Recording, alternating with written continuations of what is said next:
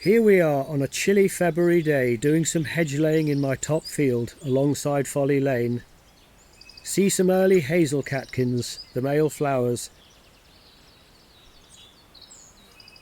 and hear the sound of my chainsaw disturbing the peace. And there's a dormouse box, one of 65 we have on the farm, and a stretch of hedge bank due for laying. Notice the gaps in the bottom. Lots of hazel in this hedge. Ash, holly, maple, hawthorn and blackthorn. We always leave the thorn in the hedge, live or dead. Honeysuckle, dogrose and spindle. As a general rule, the more species you have in a hedge, the older the hedge. You can see I've started laying at the top and working my way slowly downhill, always laying the stems uphill. We select the best stems to lay, cutting at the base, 3/4 of the way through at an angle, then bending the stem over to lay along the bank, leaving a hinge of live wood. We get a lot of material from a mature hedge, logs for firewood, hazel sticks and thatching spars. We chip up the brush for winter bedding for the cattle.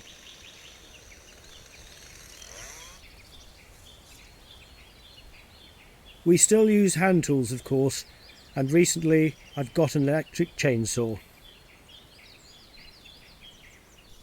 The stems will sprout out in the spring, along with the stems we've cut off at the bottom, or coppiced as it is known, thus rejuvenating the hedge and its margins. Some of our hedges go back 1,000 years or more. Lots were planted in the enclosure movements, but since the Second World War it's reckoned that we've lost around half of our hedges as fields needed to become bigger for increased food production with ever larger tractors and machinery. And so it became easy to trim the hedges with a flail hedge trimmer. No brush to clear up, quicker and much less labour intensive.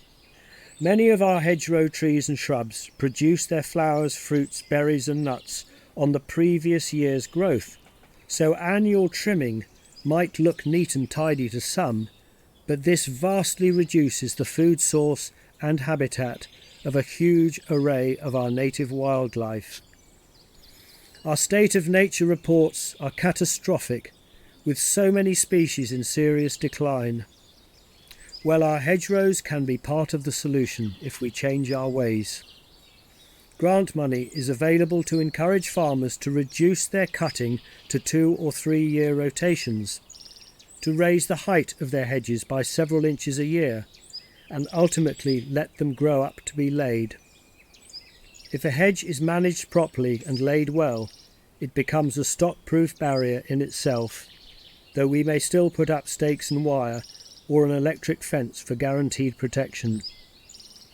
Hedges provide a valuable wildlife corridor, connecting areas of habitat, whilst providing shelter and shade for livestock. They help soil conservation, reduce pollution and flooding, contribute to pest and disease control, and also have a great capacity to sequester carbon, which we so need to do to mitigate climate change. Hedges create a fabulous opportunity to let saplings grow up into mature trees.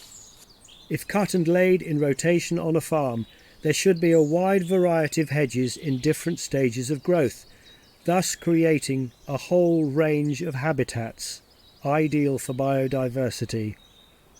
OK, on the roadsides and for various health and safety reasons, it is understandably important to trim annually, but otherwise we could all employ a much lighter touch across the landscape and enjoy the multitude of benefits to all creatures great and small, and the planet as a whole.